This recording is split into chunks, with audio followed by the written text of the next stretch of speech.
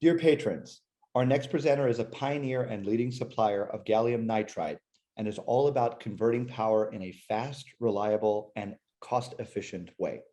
Based out of Goleta, California, Transphorm, ticker TGAN, is focused on powering the next generation of semiconductor devices from 5G to data centers, cloud computing to industrial renewable energy.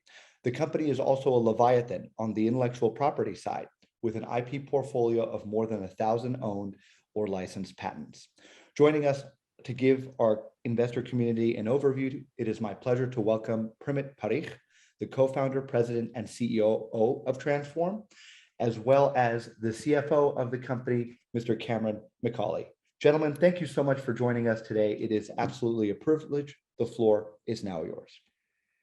Thank you, Chris. Our pleasure to be here, and welcome to all the viewers joining us. So Transphorm, TGAN, trading on the OTCQX exchange, is a pioneer and leading manufacturer of gallium nitride power conversion devices.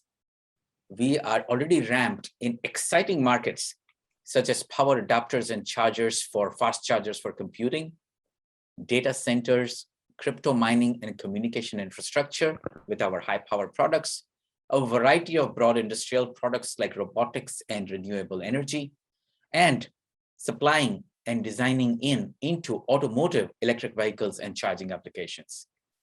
Our phenomenal team has taken the company to a leader in this area, a technology and a manufacturing leader with full worldwide production capabilities, including our own manufacturing, with an unparalleled IP portfolio, as Chris alluded to, more than 1,000 patents, the strongest in the area of GaN power, a worldwide base with particular strength in US, Japan, as well as a strong customer base in Asia, and having delivered 12.7 million revenue in FY 2021. Our technology and business has been vetted by strong blue chip partners and customers like KKR on the financial side, Nexperia, Marelli, a leading automotive customer, Yaskawa, a leader in motion control, and a variety of other customers. We are supplying products in the market today. In fact, our comprehensive product portfolio has garnered over 15 billion operating hours in the field with exceptional field reliability performance. And our growing product shipments have allowed us to achieve 180% growth CAGR in our product shipments from July of 2020 to June of 2021. Why is gallium nitride so exciting in the future of power semiconductors? And that is fundamentally because of its intrinsic performance and figure of merit advantages that allows gallium nitride to extend the so-called Moore's law of power conversion, as we dub it, allowing to provide superior power density, how much power you can pack in a small box. Silicon has simply reached its physical limits. Amongst the semiconductors today, providing power conversion, like silicon carbide and silicon and gallium nitride is without a doubt intrinsically the best, and Transphorm has succeeded in harnessing this potential of gallium nitride. The result is unparalleled efficiency, higher power density, and lower system cost, enabling smaller, lighter, and cooler power systems for our customers with long-term energy savings and carbon footprint reduction. The markets we are addressing are presenting a tremendous opportunity in front of us. We are targeting a $3 billion power semiconductor GaN TAM, as we call it, with a further inflection point and upside to this in the 2025-2026 timeframe as the electric vehicle powertrain market kicks off in full force with gallium nitride. In the near term, Transphorm is addressing and today ramping rapidly in power adapters and chargers and computing, as well as data centers, communication, and crypto mining, with midterm focus in broad industrial, like I said, renewables, energy, robotics, and industrial power. And in the mid to long term, the automotive EV market presents a tremendous growth opportunity for us. As we dissect these markets further, you can see that today, the GaN TAM is a healthy portion of the total market TAM. And when we do this GaN TAM, we focus on markets that can be reasonably addressed by products and gallium nitride products that Transphorm has today and in the near future. As you can see, the power adapters, the mobile chargers for laptops and computers and mobile handsets is one of the largest segments today in the market and growing healthily, doubling over the next 5 years. The electric vehicle segment will present the strongest growth rate for us, going from $200 million plus GaN TAM to more than $2.5 billion GaN TAM in the 2026 timeframe. And by the end of the decade, we and gallium nitride in general are addressing a more than $10 billion market opportunity. So how does Transphorm do it, and how do we do it better than other gallium nitride competitors and silicon and other silicon carbide players in the market?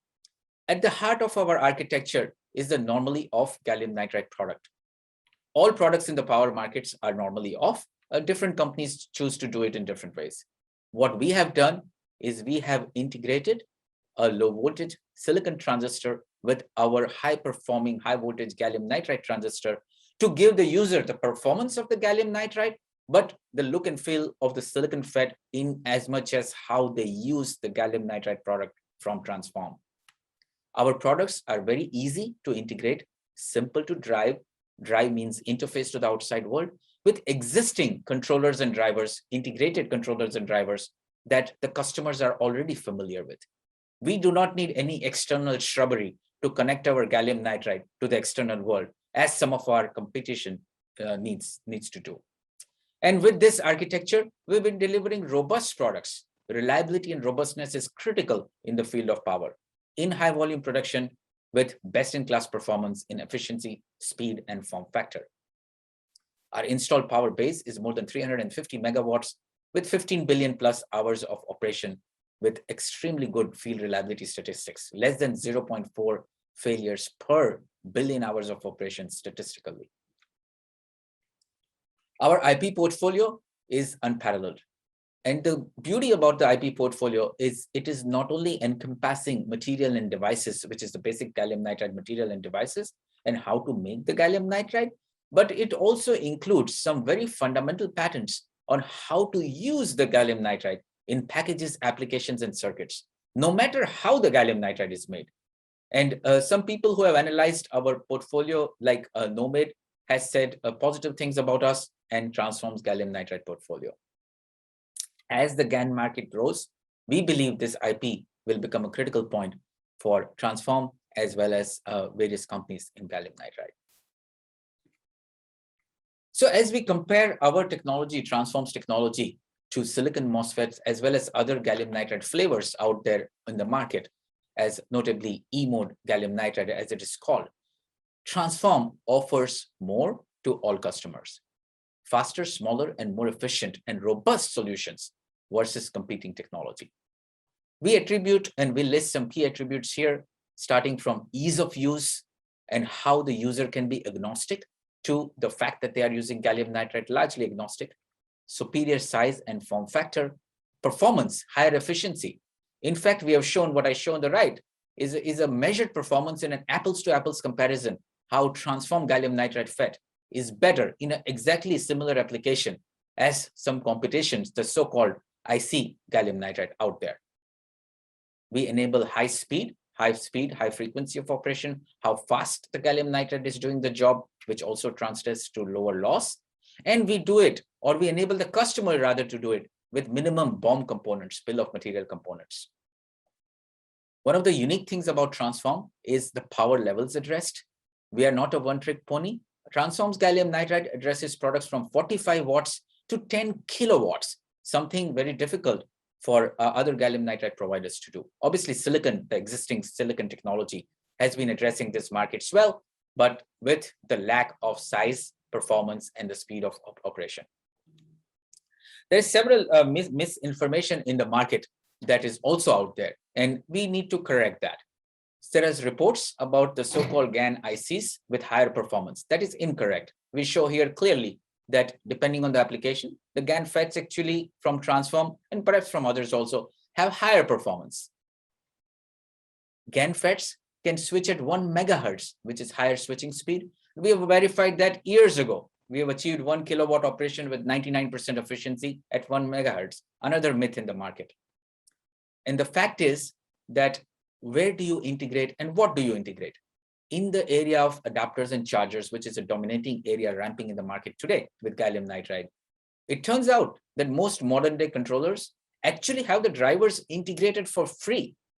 So what Transphorm does is it takes advantage of it and works with a variety of leading controller and driver companies to offer our solution across the platform. Going next step, the Transphorm GaN FET, the T-GaN FET, provides higher range, higher reliability, and higher performance. What do we mean by higher range? We address today power levels from 45 watts for adapters and chargers, 65 watts, 100 watts, 1 to 2 kilowatts in the mid-power range for gaming, 2 to 4 kilowatts for servers and crypto mining, and 10 kilowatts for renewable energy and automotive. This is because our products can be put in a variety of packages that others are simply not able to put because of the fundamental weakness of the competing gallium nitride technology. We are in production, and this is on the various our customers and partners, as well as the products we have released in the areas of adapters, data centers, gaming, crypto, industrial, and aerospace. And the reason for this is, again, versatility, ease of use, performance, of course, and unparalleled reliability. As a result, we've been able to partner with strong companies in the driver and controller arena. On the left of this chart is shown some of the design done by our partners with Transphorm gallium nitride inside. And what we have done with those designs, as well as our own reference designs, is we deliver best-in-class reliability and performance in a variety of products. A snapshot of that is shown here, from 45 watts, 35 watts actually wall plug charger, to 65 watt fast chargers and adapters, to 130 watts, 160 watt higher power notebook adapters, and ultra compact 240 watt adapters. Recently, we released, working with one of our partners, a 100 watt Qualcomm QC5 standard compatible fast charger reference design. And as you can see, some of the market analysis with our parts have shown, the third parties, when they did this market analysis, have shown that Transphorm gallium nitride does more with less, achieves higher efficiency with, in fact, a smaller gallium nitride part. Some other customers have said with Transphorm gallium nitride, it is very easy for them to pass thermal requirements because the gallium nitride literally operates cooler. Now we move our focus to higher power. In this area, Transphorm is leading the space in gallium nitride, and we compare ourselves to silicon carbide, another wide bandgap technology that has been in the market for a while now, because there is no other suitable gallium nitride, because the E mode or the so-called IC packages simply cannot be offered in the standard TO packages currently due to the inherent device weakness. So comparing to leading silicon carbide products, this is measured performance. Transphorm gallium nitride provides 25% to 38% lower loss reduction as compared to the two popular varieties or flavors of the silicon carbide power transistors, which are very good, by the way. Again, the reason this happens is because the higher speed, higher efficiency, and low loss of gallium nitride. What this has enabled us to do is provide our gallium nitride products for applications ranging from data center to communication, and recently taking off in crypto mining. Our customers have made titanium efficiency rated power supplies in the area of data centers. And in the data centers, it is not only enabling efficiency and size advantages at the point of use, but also longer term savings at the data center itself, including significant carbon footprint reduction from the efficiency. Crypto mining, as you can imagine, is one of the most power hungry processes because it is operating, the power supplies have to operate 24/7 and typically at full load. Here again, the higher efficiency with higher reliability has what has allowed Transphorm to penetrate. Some of our customers give us accolades for, again, our reliability, our performance, ease of drivability and designability, as well as the success and proven quality and reliability of the team that partners very well with our customers in helping them achieve their power conversion objectives. The automotive and electric vehicles is a very important focus area for Transphorm and gallium nitride mid to long term. Today, we are addressing 3 slots in the automotive: the onboard charger, the DC to DC converter powering auxiliary electronics from the battery, such as your air conditioner, and an auxiliary inverter, which is useful for off-grid power.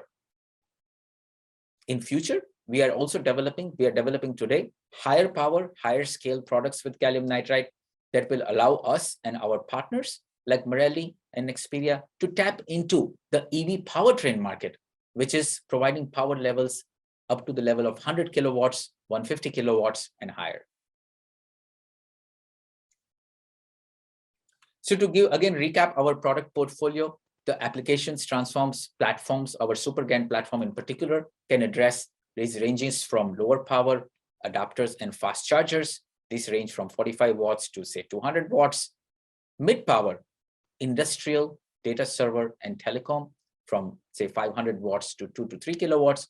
Higher power, renewable energy, UPS and automotive, up to 10 kilowatt products today. And in future, working on exciting power modules that will provide 100 kilowatts and more power. The reason for our success, the backbone of Transphorm, has been our in-house capabilities for an end-to-end process in what we call the asset-light vertically integrated model. It allows us to maintain complete control of manufacturing as well as leadership in innovation and GaN technology. So not only we design our gallium nitride, obviously all companies doing gallium nitride design their own gallium nitride, but we have full control and ownership of the gallium nitride wafer manufacturing, which is called epi manufacturing, which is absolutely critical to develop sustained, reliable, and high power products. We have shared ownership through a joint venture in the wafer fabrication, which allows us to control our destiny in manufacturing while keeping the intellectual property in that area. And we work with a variety of packaging partners, again with Transphorm's unique IP of packaging to scale these products for our customers. Not only we have the packaged products with superior wafers, but we also focus enough attention on application-driven resources, working with our partners as well as internally to provide reference designs to our customers that show them how to use the gallium nitride in the best possible way. From there, our customers are very good at innovating and delivering solutions to the end market. Our full production capability span what is called MOCVD, the technique with which gallium nitride is manufactured. The gallium nitride wafers are manufactured, and we have multiple of these reactors on site in 2 geographically diverse locations for diffusing geographical risk. Our high volume wafer fab in Japan used to be the former high quality silicon CMOS Fujitsu wafer fab, which has achieved exceptionally high yields for manufacturing. To the best of our knowledge, we are the only company and manufacturing who have shown and published the data that gallium nitride running in a silicon fab can have the same yields as silicon CMOS running in the same fab. This is what also in part has allowed us to scale with very high efficiency our chips to high power solutions.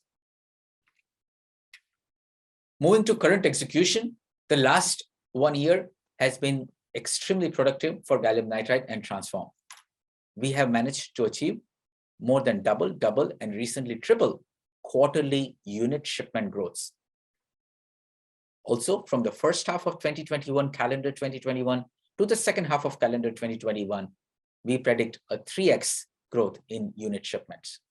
This rapid growth is coming from 2 key areas in the near term. One is the adapter and charger market, which gallium nitride has been adopted now for a while. Excellent companies like Power Integration driving this market initially. And also, uniquely what Transphorm has done is sustained shipping in the higher power gaming, server, and crypto mining segments. Some key business priorities that we executed on. We delivered, first of all, 3.2 million of revenue in April to June quarter, the June ending quarter, driven by record product sales. Some highlights were 30 plus adapters and charger design, 20 plus in production, growing fast, strong MOUs with customers in this area to scale to multi-million units next year. Several adapter solutions on the market, including the new 100-watt Qualcomm QC5 fast charging compatible solution, and on track with our capacities to deliver million adapter GaN products a month from the next quarter. And then maintaining our leadership in higher power Our Gen 4 SuperGAN products are shipping actively into these higher power areas, crypto mining and server and gaming notably, with 10 plus designs in production. And we've doubled our product shipments in this area as well. We are well positioned to target 200% or 3x product revenue growth, year-over-year revenue growth over the next 2 years. Continuing on the execution, we release new products and reference design to help our customers and enhance the revenue ramp. We remain on target next for 2 to 3 more product releases in the low to mid power case and a couple of designs in the higher power case. We continue to partner with marquee companies in controllers and driver space to jointly have reference design that promote transforms gallium nitride along with suitable controllers from these market leaders of the driver and controllers.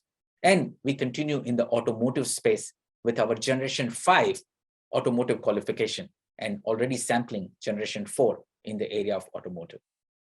Partners are always important to Transphorm, and along that end, 3 key partnerships we are executing on is with Yaskawa, our industrial partner, Nexperia, our automotive partner and licensee, and Marelli, our automotive customer and an investor in the company.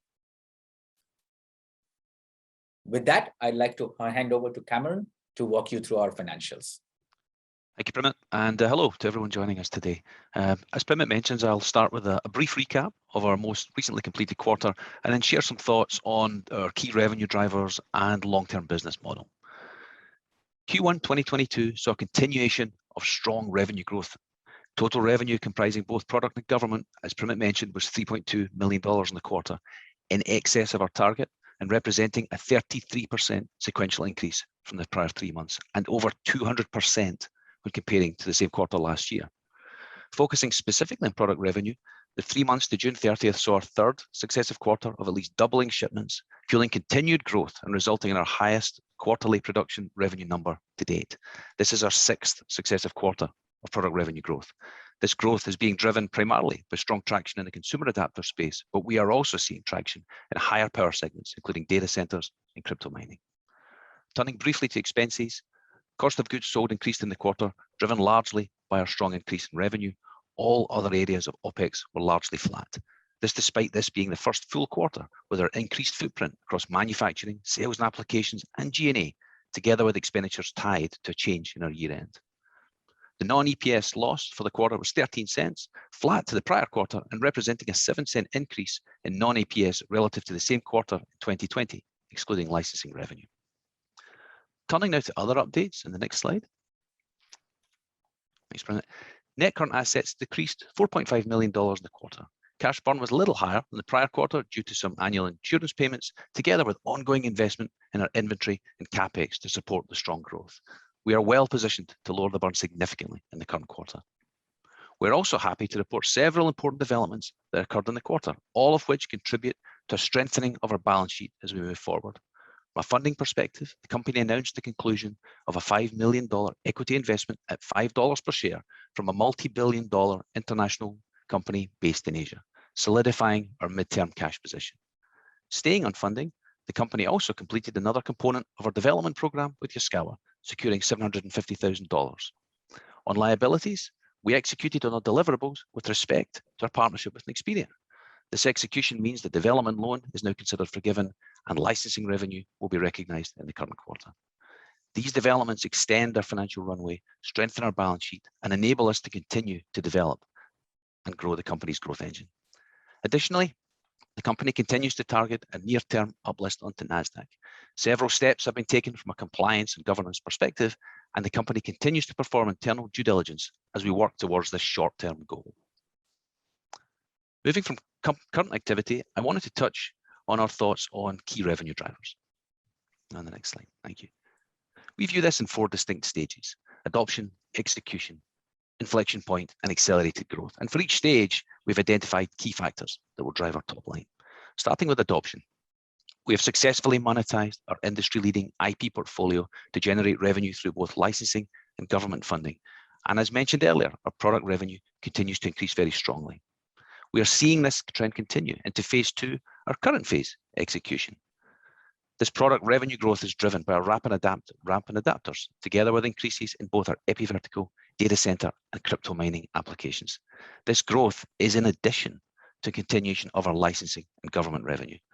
Much of this ramp will be using our latest technology, our Gen 4 SuperGaN products, and our most recently released Gen 5 part with record low on resistance in a robust TO247 package. Moving to phase 3, we see an inflection point in the market in the 22-23 timeframe. As Primit mentioned earlier, there are a number of very sizable market segments that we expect GaN and Transphorm to penetrate, and it is in this timeframe that we anticipate this broad market adoption to occur. Additionally, we will see our first revenue in the automotive sector in this timeframe, a key long-term revenue enabler for the company. From there, the story will be one of profitability and growth. T-GaN will be a leader in EV, consumer, and RF epi segments. Automotive revenue will ramp, and the continued expansion in broad markets such as data centers and broad industrial will support positive cash generation and enable incremental investment. Turning from this to provide some thoughts on our long-term business model.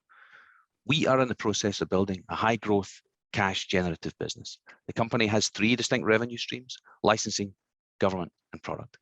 In the current year, we are generating solid revenue from both licensing and government contracts, and this is being supplemented by significant growth in our product revenue. Product revenue will be around 1/3 of our total revenue for FY22, and we are, as Primit mentioned, targeting annual product revenue growth of 200% as we move from this phase into FY23. From 23 onwards, as we continue to ramp our production revenue across our target segments, product will form over 90% of our revenue. As with FY22, this growth is coming from multiple segments and not simply consumer. This consistent, rapid acceleration in our product revenue allows T-GaN to target a 5-year annual CAGR in excess of 50%.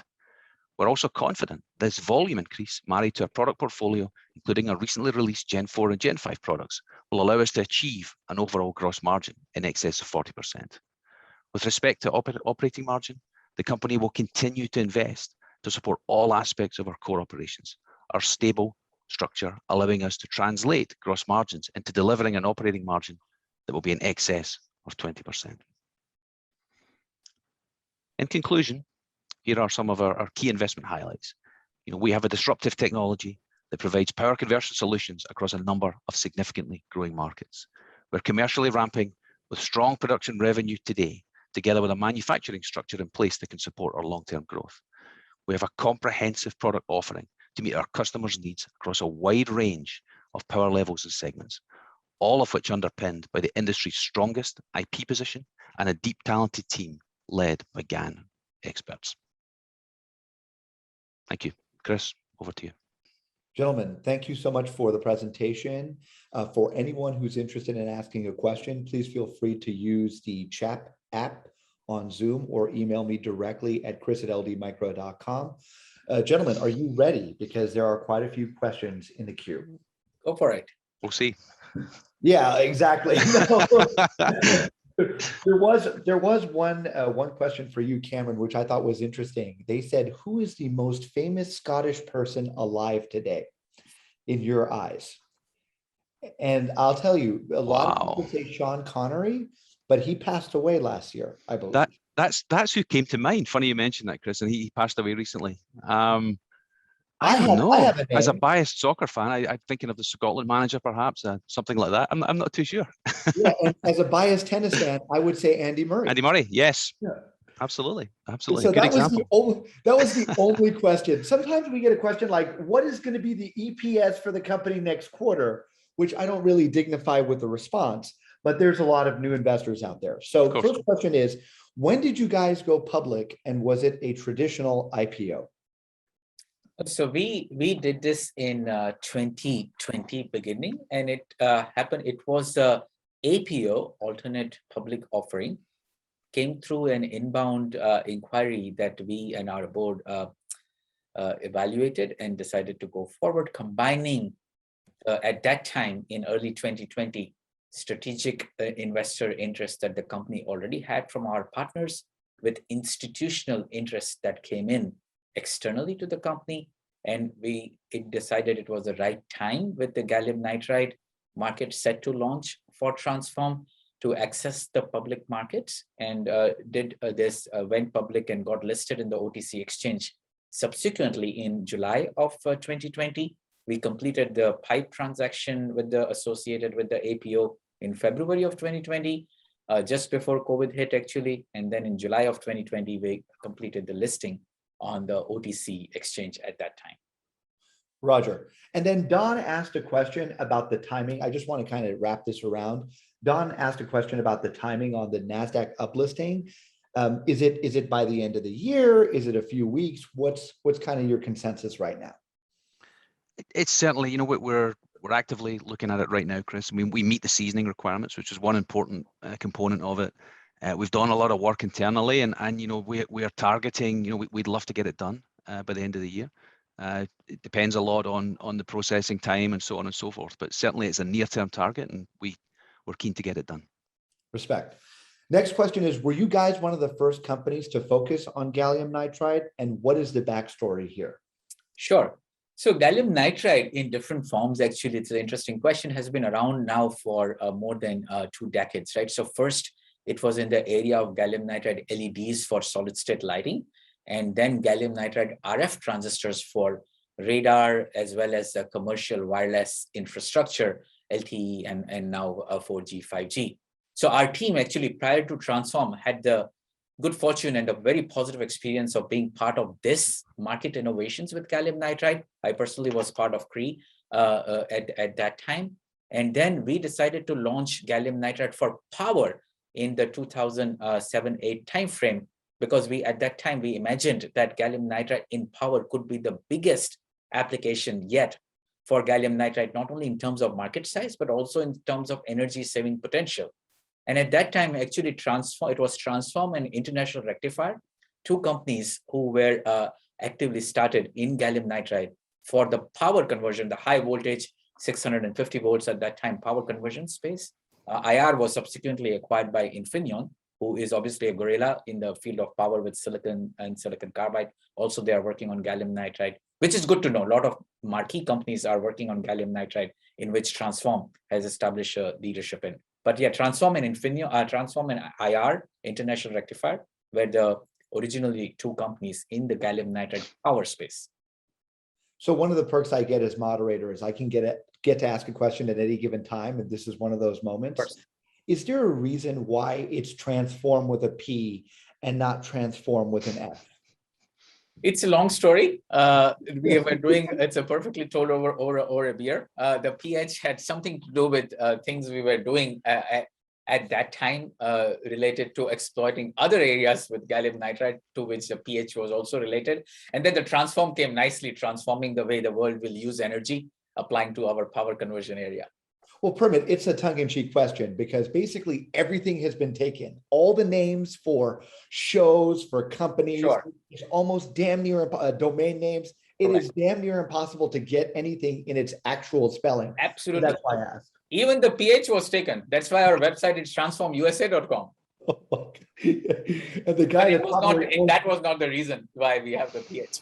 Understood. The next question is, have you guys valued the IP? And do you have anyone currently infringing on the portfolio? So let me take 2 separate parts. So we have worked with a reputed firm who is providing models on and sophisticated software models on how to value the IP. So we have subscribed with them. We have partnered with them to value our IP.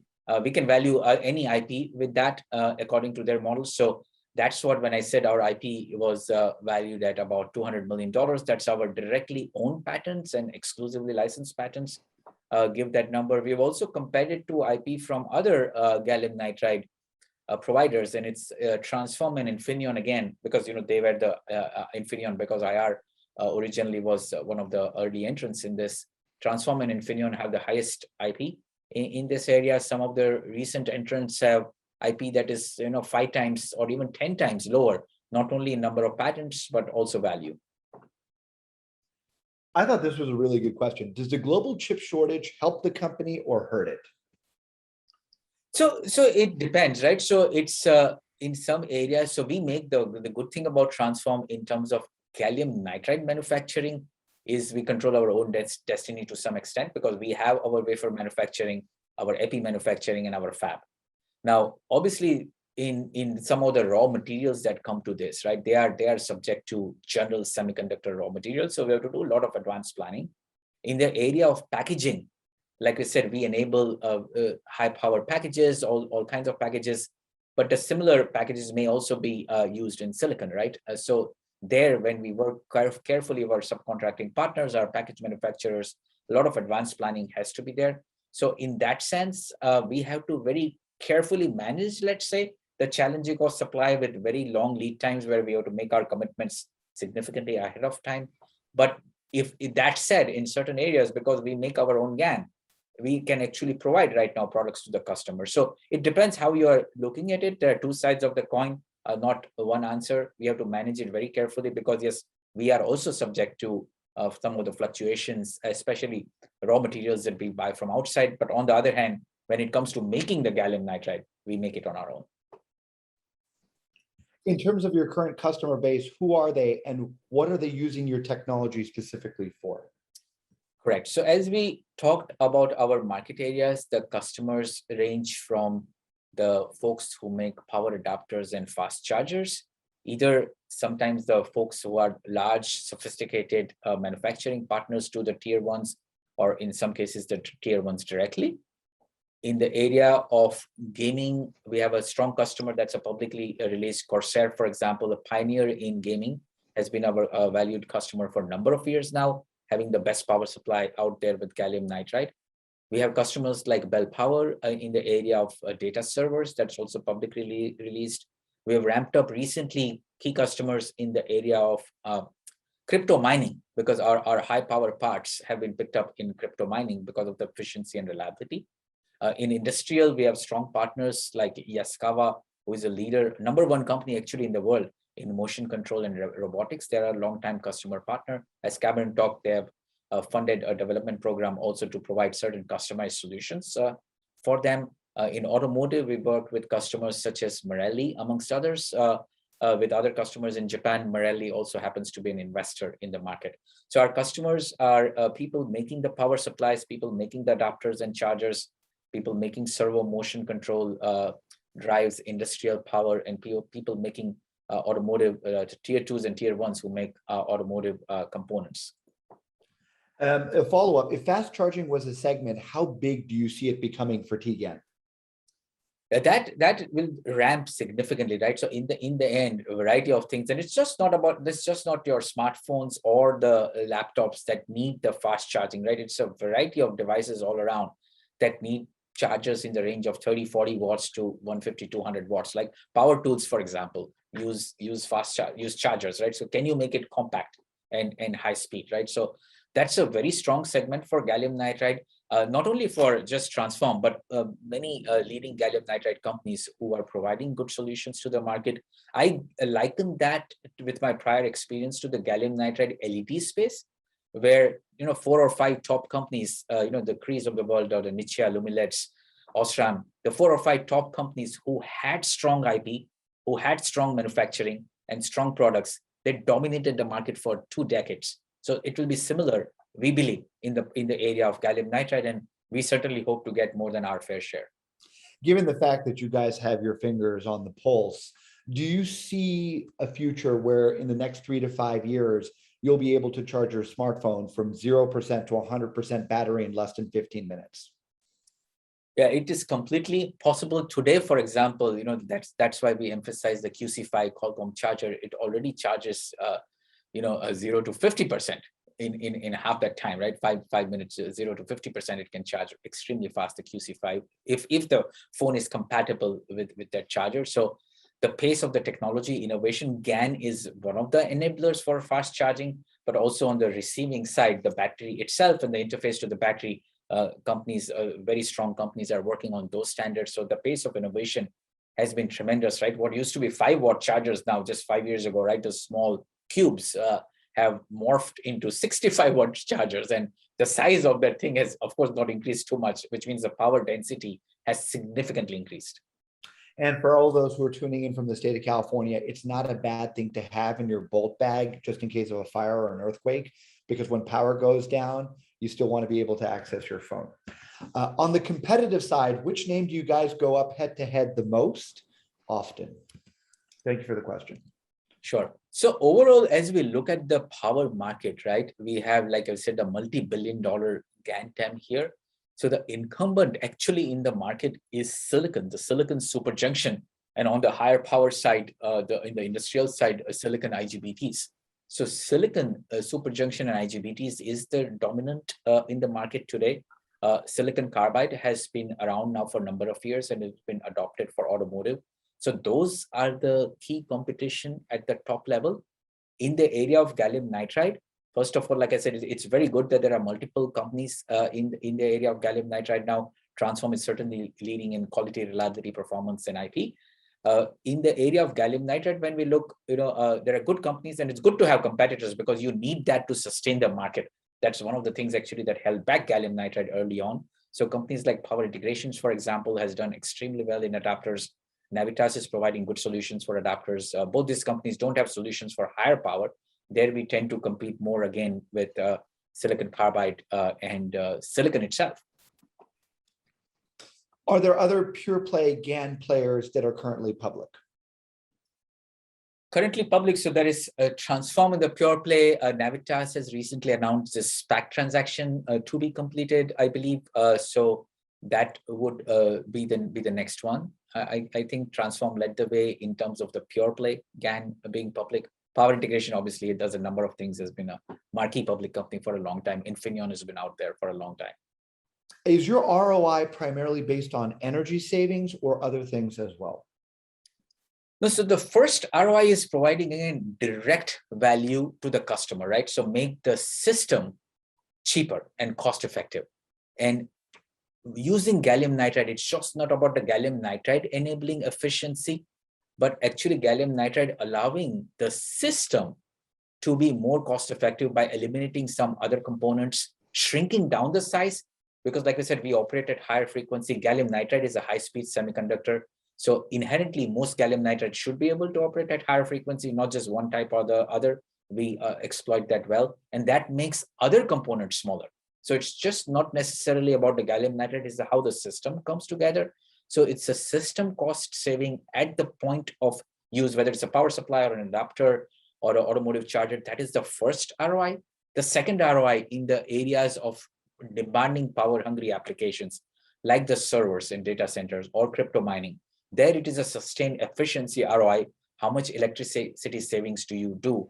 And over the year, what you save, not only in the power supply, but auxiliary things like in the data center, for example, you have to cool the data center.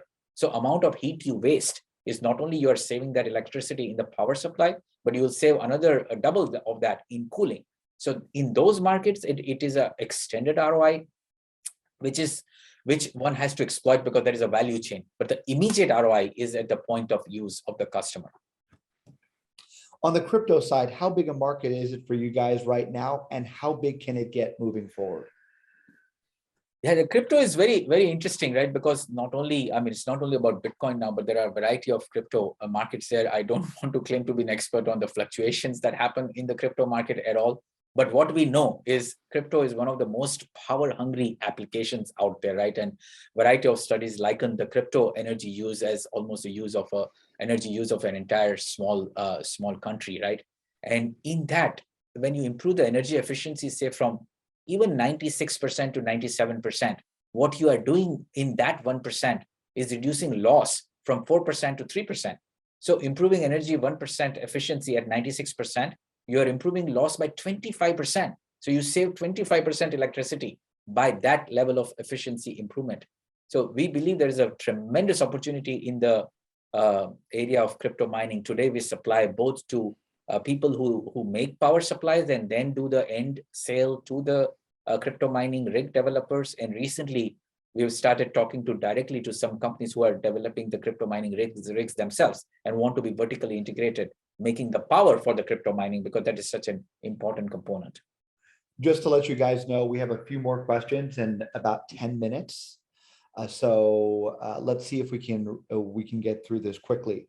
Can you give us some color on the board and how it has changed over the past 2 years? Sorry, color on what, Chris?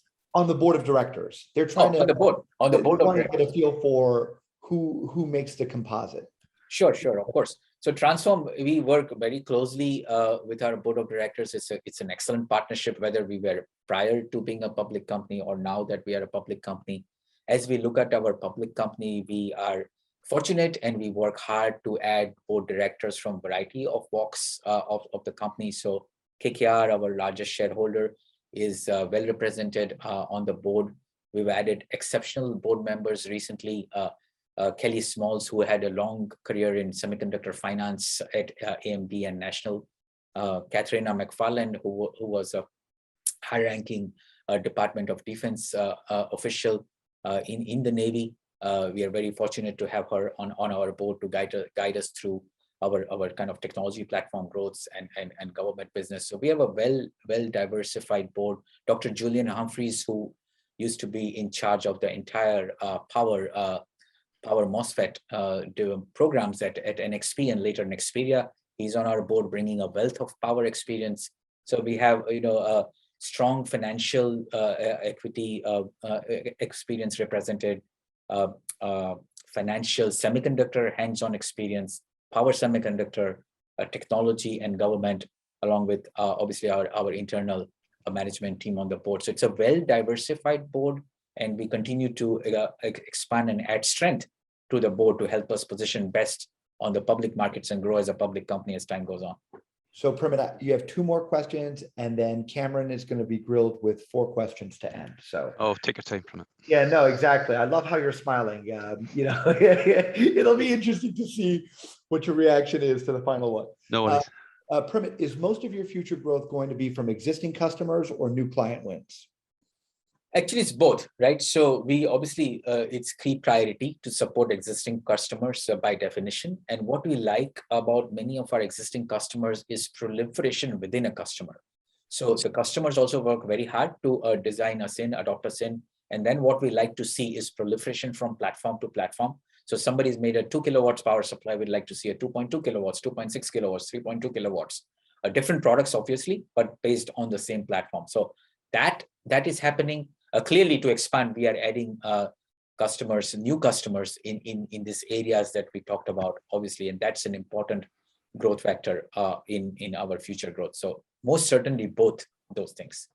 And then final question for you, is business pipeline stronger currently than it was this time a year ago?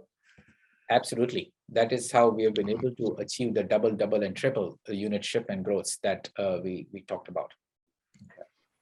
Well, okay, you're off the hot seat. Now it's Cameron's turn. Cameron, since going public, how much has the company raised and spent?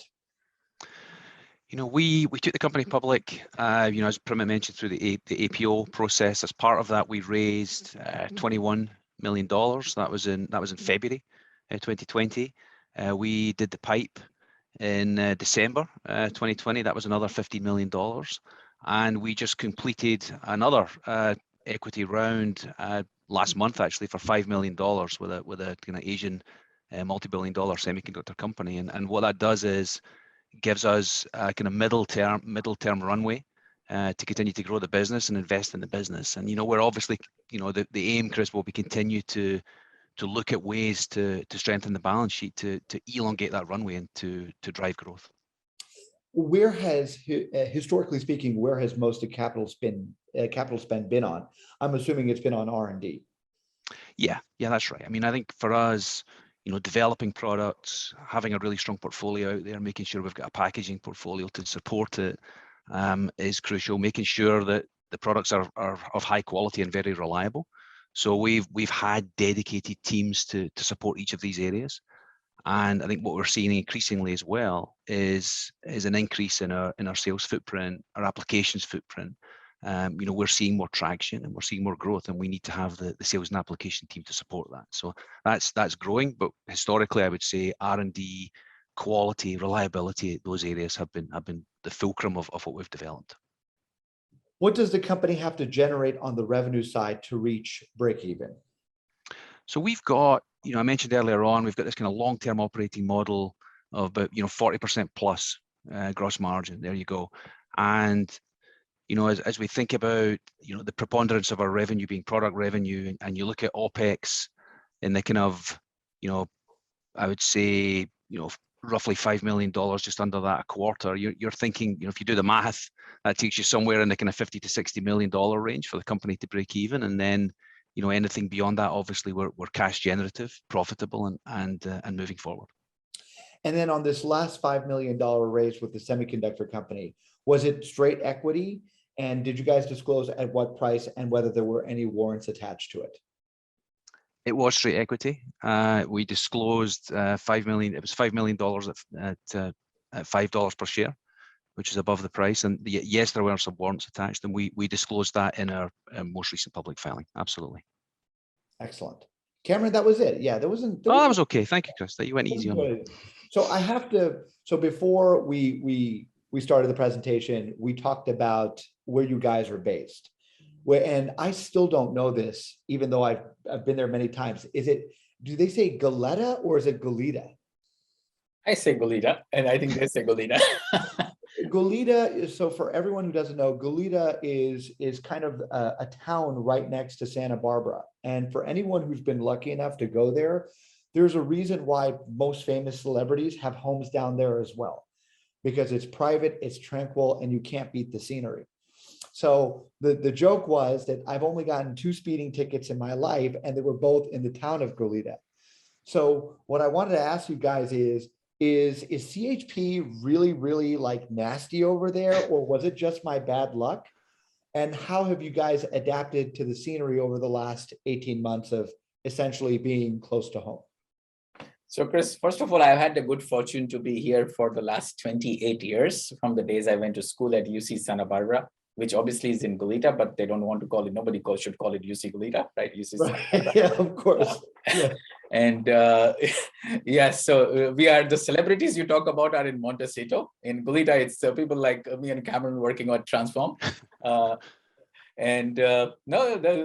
have no complaints against the CHP. Statistically, with my track record, I've been very fortunate in Goleta and Santa Barbara compared to other areas of California. So I wanted to give you guys a pop quiz question, okay?